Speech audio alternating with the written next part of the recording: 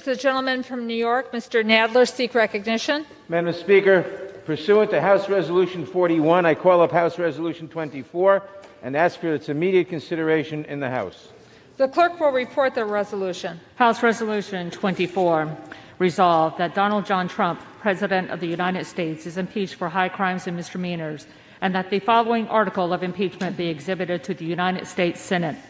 Article of impeachment exhibited by the House of Representatives of the United States of America in the name of itself and of the people of the United States of America against Donald John Trump, President of the United States of America, in maintenance and support of its impeachment against him for high crimes and misdemeanors. Article 1, incitement of insurrection.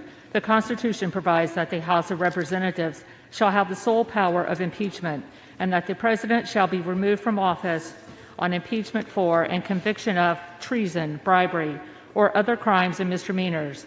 Further, Section 3 of the 14th Amendment to the Constitution prohibits any person who has engaged in insurrection or rebellion against the United States from holding any office under the United States in his conduct while President of the United States, and in violation of his constitutional oath faithfully to execute the office of the President of the United States and to the best of his ability preserve, protect, and defend the Constitution of the United States, and in violation of his constitutional duty to take care that the laws be faithfully executed, Donald John Trump engaged in high crimes and misdemeanors by inciting violence against the government of the United States, and that on January 6, 2021, pursuant to the 12th Amendment to the Constitution of the United States, the Vice President of the United States, the House of Representatives, and the Senate met at the United States Capitol for a joint session of Congress to count the votes of the Electoral College.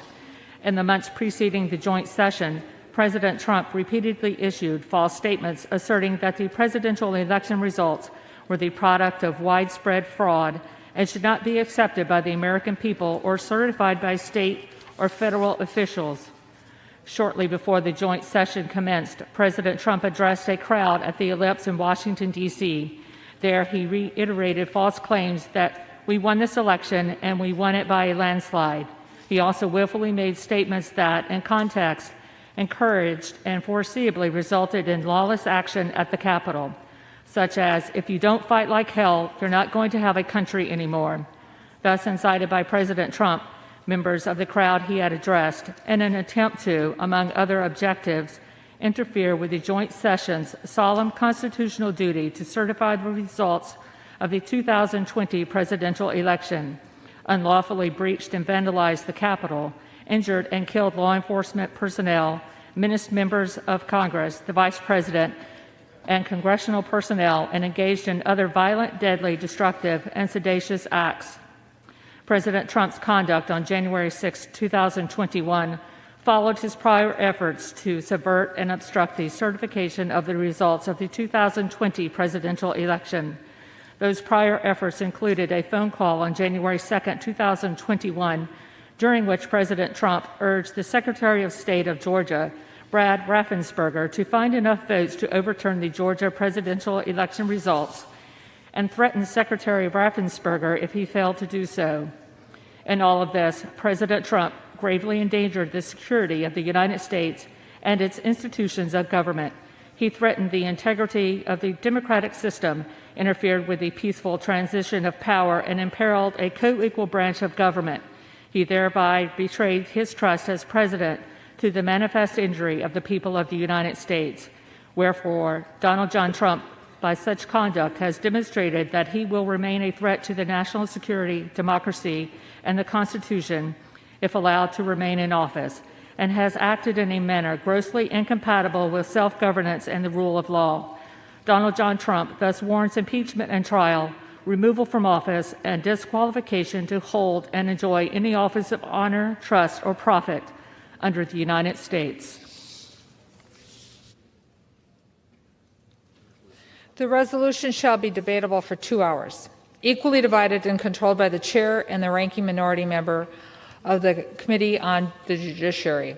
The gentleman from New York, Mr. Nadler, and the gentleman from Ohio, Mr. Jordan, will each control 1 hour. The question is on adoption of the resolution. Those in favor say aye. Those opposed say no. In the opinion of the chair, the ayes have it. The gentleman from Ohio is recognized. For what reason? Thank you, Madam Speaker. We'd ask for a roll call vote. Pursuant to Section 3S of House Resolution 8, the yeas and nays are ordered. Members will record their votes by an electronic device.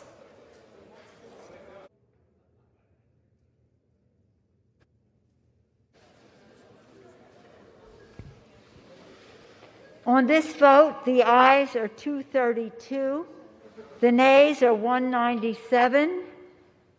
The resolution is adopted. Without objection, the motion to reconsider is laid upon the table. Mr. President. Majority Leader is recognized.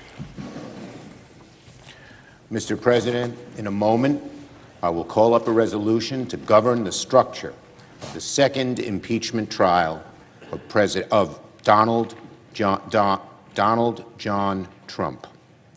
It's been agreed to by the House managers, the former President's counsel, and is co-sponsored by the Republican leader. It is bipartisan. It's our solemn constitutional duty to conduct a fair and honest impeachment trial of the charges against former President Trump, the gravest charges ever brought against a President of the United States in American history. This resolution provides for a fair trial, and I ask the Senate to adopt it. Mr. President, I send a resolution to the desk on my behalf and that of the Republican leader for the organizing of the next phases of this trial. Clerk will report. Senate Resolution 47, to provide for related procedures concerning the article of impeachment against Donald John Trump, former President of the United States. The question occurs on the adoption of the resolution. I ask for the yeas and nays. Is there a sufficient second? There appears to be. There is a sufficient second. The clerk will call the roll. In this vote, the yeas are 89, the nays are 11. The resolution is agreed to. And pursuant to the provisions of Senate Resolution 47, there shall now be 4 hours of argument by the parties, equally divided, on the question of whether Donald John Trump is subject to the jurisdiction of a court of impeachment for acts committed while President of the United States, notwithstanding the expiration of his term in that office. Each senator, when his or her name is called, will stand in his or her place, and they'll vote guilty or not guilty as required by Rule 23 of the Senate Rules of Impeachment. Article 1, Section 3, Clause 6 of the Constitution, regarding the vote required for conviction on impeachment, provides that, quote, no person shall be convicted without the concurrence of 2/3 of the members present, close quote. The question is on the article of impeachment. Senators, how say you? Is the respondent Donald John Trump guilty or not guilty?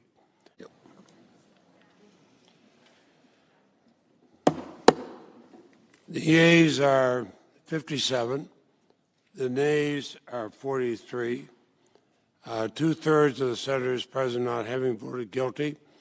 The Senate judges that the respondent, Donald John Trump, former President of the United States, is not guilty as charged in the article of impeachment. The presiding officer directs judgment to be entered in accordance with the judgment of the Senate as follows. The Senate, having tried Donald John Trump, former President of the United States, upon one article of impeachment exhibited against him by the House Representatives, and 2/3 of the senators present not having found him guilty of the charge contained therein, it is therefore ordered and adjudged that the said Donald John Trump be, and he is hereby, acquitted of the charge in said article.